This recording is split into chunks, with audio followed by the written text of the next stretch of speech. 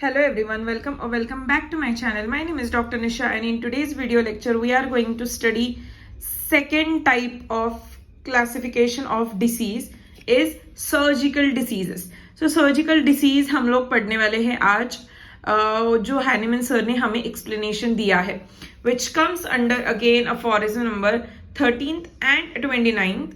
So ये जो color memory है वो अच्छे से याद रहने के लिए मैंने ये सब कुछ किया है, तो प्लीज आप भी एफर्ट्स डाल के पूरा स्क्रीन रीड कर दो. पूरा स्क्रीन को 2-3 बार रीड करके एक बार स्क्रीनशॉट मार के आप है ना मतलब रख लो इसके नोट्स, ठीक है. सो या let's start with the video. Will read out the screen first. What are surgical diseases? So these are they do not comes into scope of homeopathy. Directly the first line is कि ये diseases scope of homeopathy में नहीं आते. पर ये question तो ठीक है, ये आंसर तो ठीक है, बट ये क्वेश्चन नहीं होता कि हमको कि है ना मतलब अगर ये नहीं आते तो है ना क्लासिफिकेशन ऑफ डिसीज में हैनीमैन सर ने दिए ही क्यों फिर?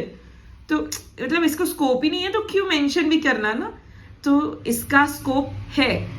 दिस इज सर्जिकल डिसीजेस के लिए हम लोग पैलिएटिव ट्रीटमेंट दे सकते हैं होम्योपैथिकली.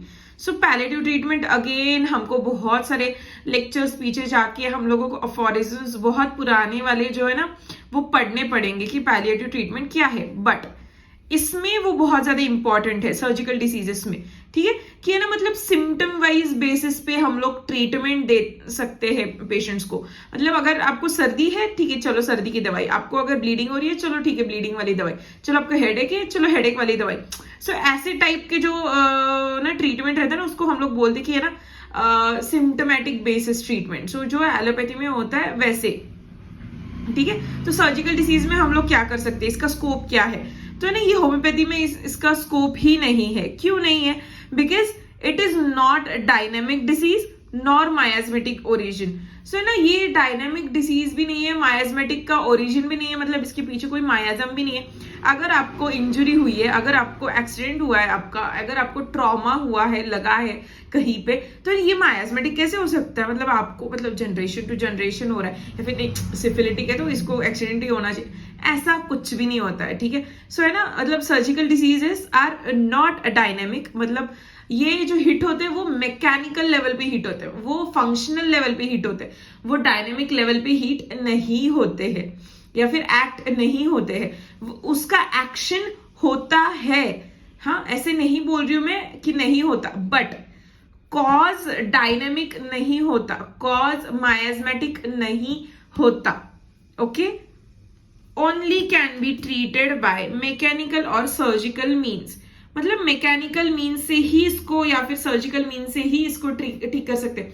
मतलब अगर बोन फ्रैक्चर होगा, so what you will do in bone fracture?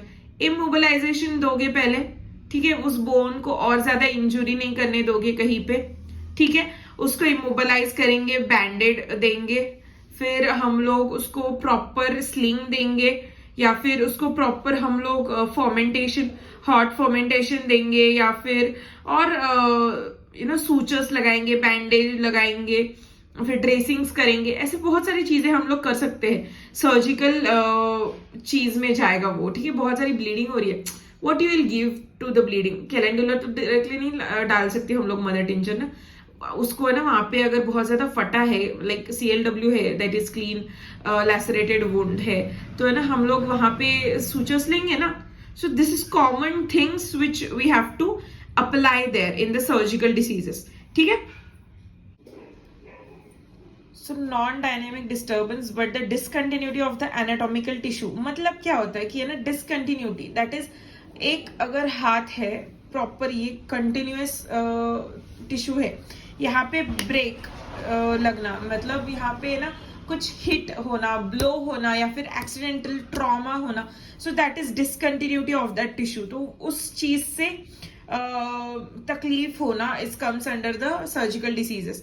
So this everything is called as pure surgical diseases. So Hahnemann sir ने इस सारे कंडीशन को या फिर non dynamic non miasmatic disease को प्योर सर्जिकल डिसीज करके ये नाम दिया है. So this was a very short lecture again, and this is part 2 which will be continued further. So I hope you like this lecture. If do, then do consider subscribing to my channel, and till then, bye.